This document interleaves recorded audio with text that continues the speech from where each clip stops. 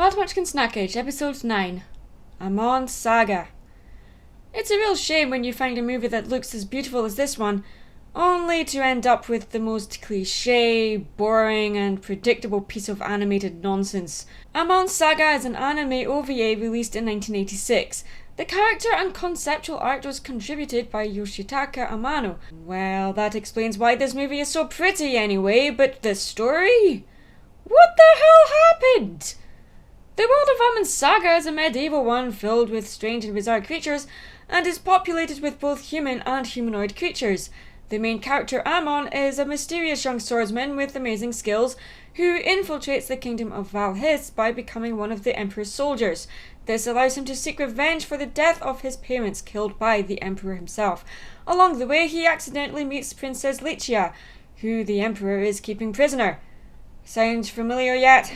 Yeah, a young swordsman rescues a young princess from an evil emperor, seeks revenge for the death of his parents who were killed by said evil emperor.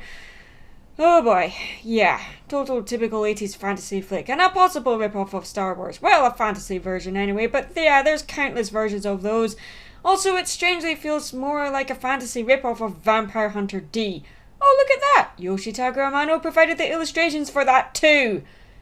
Yeah, maybe just purely coincidental, I don't know, but maybe they're just rip-offs of the same music sheet. Still, comparing the two, Amon Saga is the most vanilla. It's also very unfocused in its tone. The character designs are a little too goofy looking in comparison with the main characters, and the violence feels very slapstick and cartoony, so we don't really feel these characters are in any real danger at any point. And by the way, the English dub is one of the worst I've ever heard. And yeah, there's no life, no spark, and no point.